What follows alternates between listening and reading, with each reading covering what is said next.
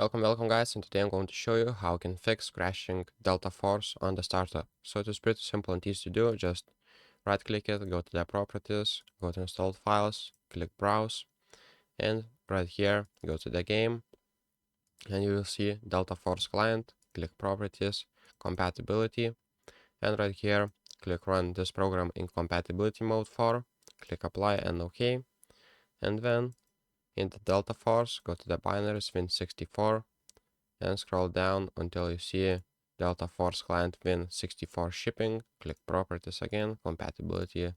Run this program in compatibility mode for Windows 8 and run this program as administrator. Click apply, OK, and that should fix your problem. If that doesn't work, what you can do is try writing minus dx11. So here you will need to put the minus sign, or here you can write dx12 if dx11 doesn't work for you. So that's pretty much it. That's how you fix Delta Force crashing on the startup. So thank you guys and see you in the next one.